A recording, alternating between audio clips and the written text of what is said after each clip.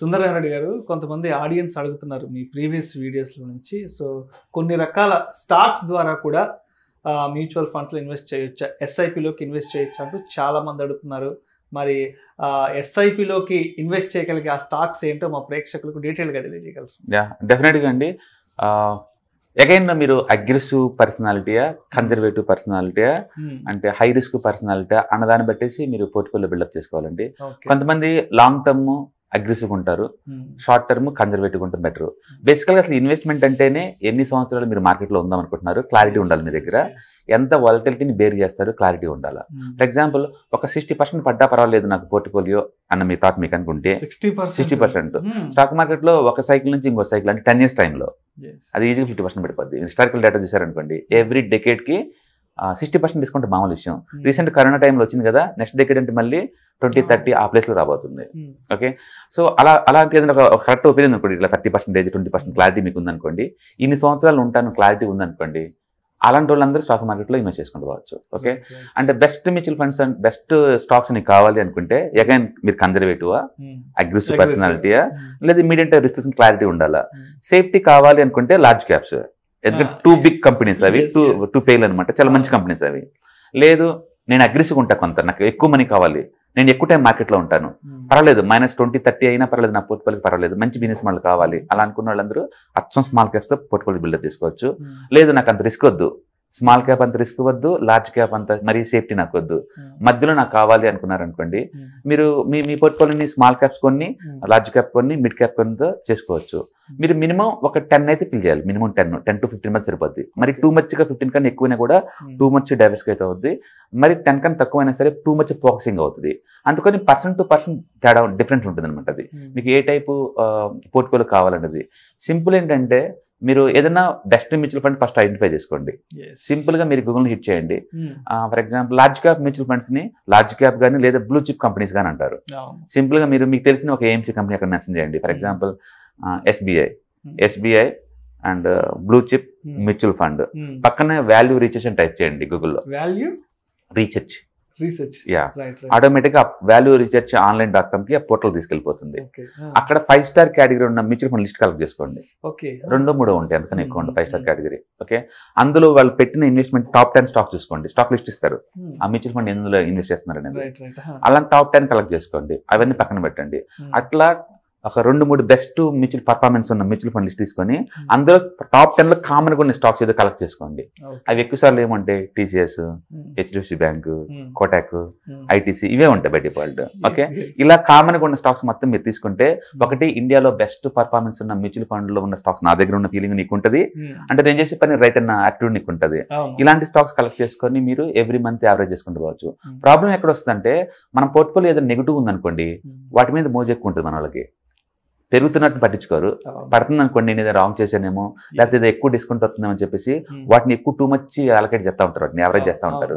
ఆ అట్టుడు ఉంటే మనకు ఓన్ పోర్ట్ఫోలియో సెట్ అవ్వదు మీకు.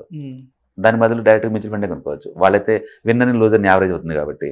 అందుకని అన్నిటిని పోర్ట్ఫోలియో ఎవ్రీ మంత్ మీరు అన్నట్టు ఎస్ఐపి రూట్లో ఎవ్రీ మంత్ సపోజ్ మీరు 5,000 పెడుతున్నారు అనుకోండి, ఈ మంత్ 5 స్టాక్స్ 1,000 నెక్స్ట్ మంత్ మిగతా అమౌంట్, అట్లా నిరంతరం మీరు ఎవ్రీ మంత్ యావరేజ్ చేసుకుంటూ పోతుంటే మీరు లాంగ్ పోర్ట్ఫోలియో రెడీ చేసుకోవచ్చు. అచ్చం స్మాల్ క్యాప్ కావాలా, అలాగే excess small cap direct growth పక్కన వాల్యూ రీసెర్చ్ అని టైప్ చేయండి గూగుల్లో, ఆ పోర్టల్కి వెళ్తారు.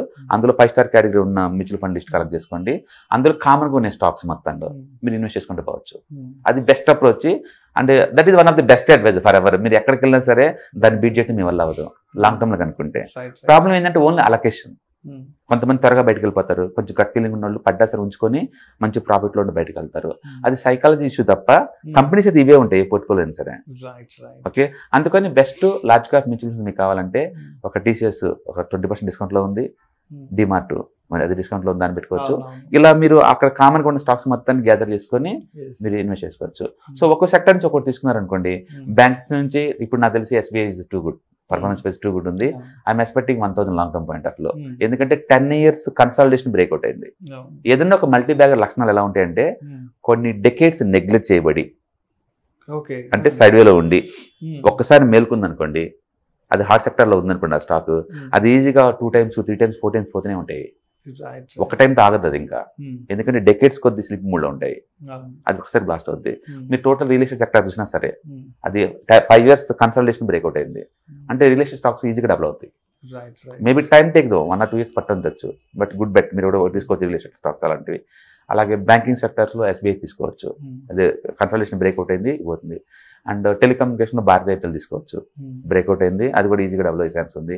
ఇలాగ మీరు స్టాక్ చెక్ చేస్తుంది అనుకోండి, ఏదైనా ఒక 10 years హై, ఒక 15 years హై కన్సల్టేషన్లో ఉండి బ్రేక్అవుట్ అవుతుంది అనుకోండి, దోస్ ఆర్ గుడ్ వన్ అనమాట.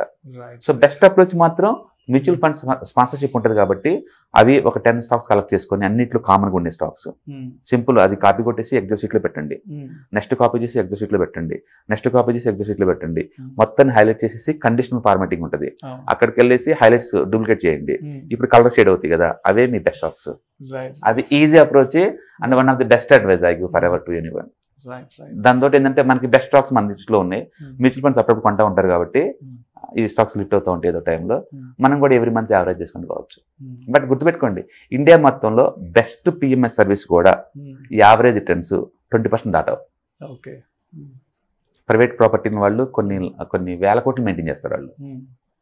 ఓకే, ఆ బెస్ట్ మ్యూచువల్ ఫండ్స్ వాళ్ళు కూడా 25% దాటించలేదు లాంగ్ టర్మ్ పాయింట్ ఆఫ్ లో.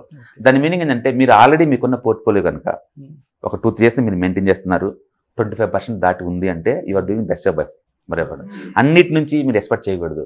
ప్రతి పోర్ట్ఫోలియో 2-3 విలన్స్ ఉంటాయి స్టాక్స్, అవి పర్ఫార్మెన్స్ ఏవో, కొన్ని స్టార్ పర్ఫార్మెన్స్ ఉంటాయి, కొన్ని నార్మల్గా ఉంటాయి, అన్నిటి కలిపి చూడాలి తప్ప విన్నర్స్ ఏమో సపరేట్గా లూజర్స్ సపరేట్ మనం చూడలేము.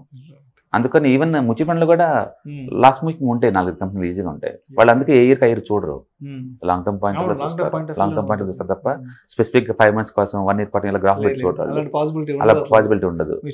యా, అందుకని మీరు కనుక ఓన్ గా పోర్ట్ఫోలియో మెయింటైన్ చేసుకోవాలా SIP రూట్ లో అనుకుంటే కనుక సేఫ్ సైడ్ కావాలంటే large cap mutual fund common గా స్టాక్ లిస్ట్ కలెక్ట్ చేసుకోండి, టాప్ 10 లో పెట్టుకుంటూ వెళ్ళిపోండి.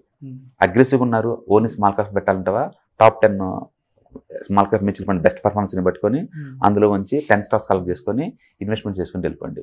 పర్సనల్ కొన్ని పేరు నేను చెప్పమంటే మాత్రం ITC, దీని నుంచి మాత్రం ITC తీసుకుంటాను. యా, ఎందుకంటే సేఫ్టీ ఇంపార్టెంట్, డబ్బు రాకపోయినా పర్వాలేదు, సేఫ్టీ ఉంటే త్వరగా రికవర్ అవుతుంది, అదొకటి. అండ్ మ్యూచువల్ ఫండ్స్ నుంచి అయితే స్మాల్ క్యాప్ మ్యూచువల్ ఫండ్ ఒక పిక్ చేసుకోవచ్చు. అండ్ HDFC లైఫ్ చాలా మంచి కంపెనీ, SBI కార్డ్స్ ఫ్యూచర్లో కార్డ్ పేమెంట్లు అయి పెరుగుతుంటాయి, అదొకటి. SBI లైఫ్ కూడా బాగుంటుంది. Okay, and Tata Motors vehicle దగ్గర నుంచి మీరు తీసుకుంటే కనుక టాటా మోటార్స్, ఇలా మీరు పిక్ చేసుకొని ఒక 10 stocks వరకు మీరు తీసుకోవచ్చు. డిమార్ట్ దీని నుంచి రిటైల్ సెక్టర్ నుంచి, అంటే కరెక్షన్లో కొంచెం ఏదైనా ఉంటే IRCTC కూడా, ఇలాంటి బిజినెస్ పెట్టేసుకొని మీరు చేసుకోవచ్చు.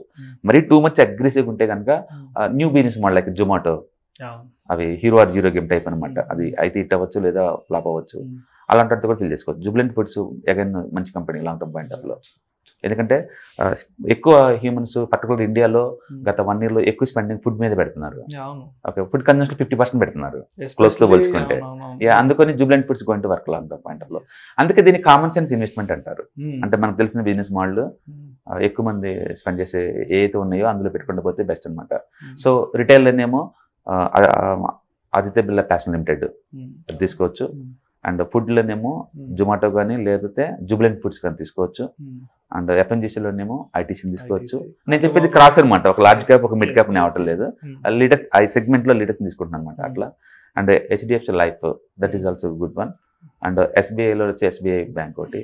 ఇలా ఒక 10 to 15 stocks కలెక్ట్ చేసుకొని అంటే కీప్ ఆన్ ఇన్వెస్టింగ్. అంతేకాని ప్యానిక్ అయ్యి మధ్యలో డ్రాప్ అవుట్ చేయకూడదు, ఎందుకంటే మార్కెట్లో మామూలు విషయం, ఇలాంటి కరెక్షన్స్ మామూలు విషయమే.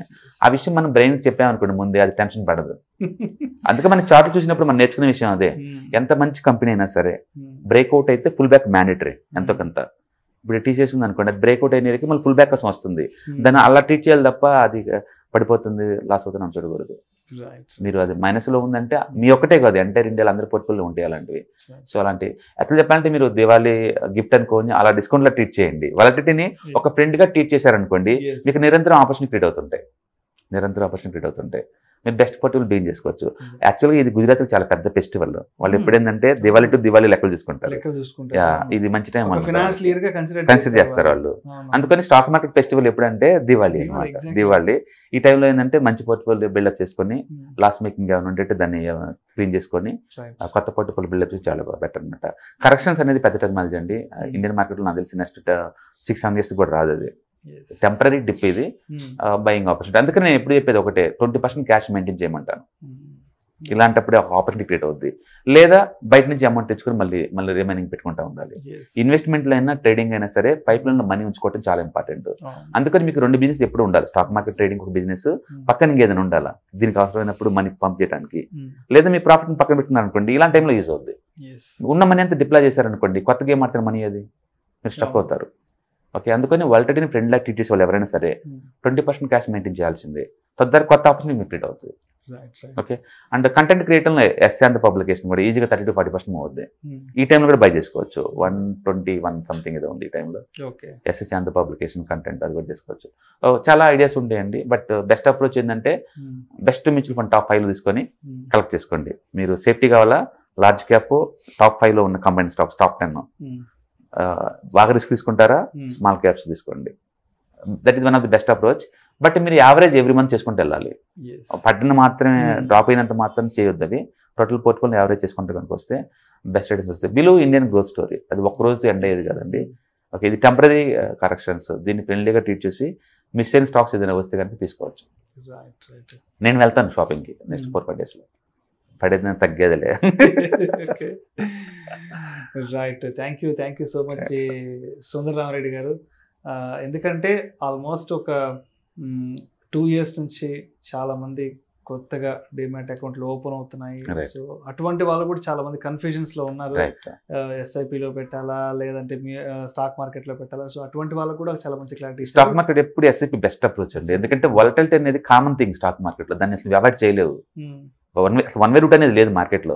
ఎవ్రీ 1000 points కి 500 points పట్టడం అనేది కామన్ థింగ్ అది. అందుకని మనం ఫిబొనాకి రిట్రేస్మెంట్ థియరీ వాడతాం. ఆ థియరీ ప్రకారం ఏంటంటే ఏ స్టాక్ సరే బుల్ మార్కెట్లో ఉన్న స్టాక్ అంటే 38% పడాలి ఖచ్చితంగా. అది పెరిగిన దాంట్లో నుంచి 38% పడాలి.